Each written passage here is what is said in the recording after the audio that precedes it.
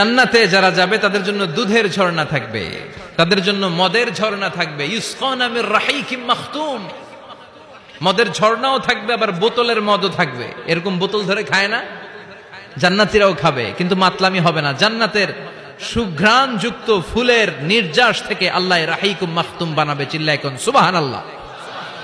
আবার আল্লাহ বললেন মিজাজুহু মিন তাসনিম, তাসনিমের ফ্লেভার থাকবে। মিজাজুহা কাফুরা, কর্পূরের ফ্লেভার থাকবে। মিজাজুহা জানজাবিলা, জিঞ্জার মানে আদার ফ্লেভার থাকবে। সুবহানাল্লাহ পড়েন। তাহলে সব হবে শারাবান তাহুরা। এই মদ, এই পানীয়, এই ড্রিঙ্কস শেষে আল্লাহ তাআলা যে পানীয় দিয়ে সব জান্নাতীদেরকে ধন্য করবেন সেটার নাম হচ্ছে আল কাউসার। সেটার নাম কি? এই শারাবের নামে কোরআনে একটা সূরা আছে না নাই?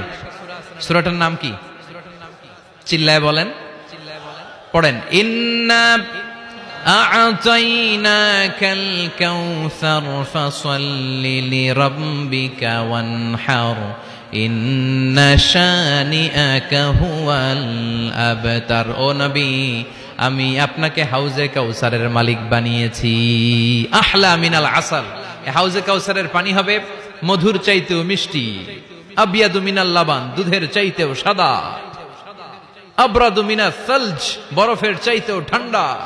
এক ঢোক হাউজে কাউসারের পানি যে খাবে চিরকালের জন্য তার গলার তৃষ্ণা মিটিয়ে দিবে কে?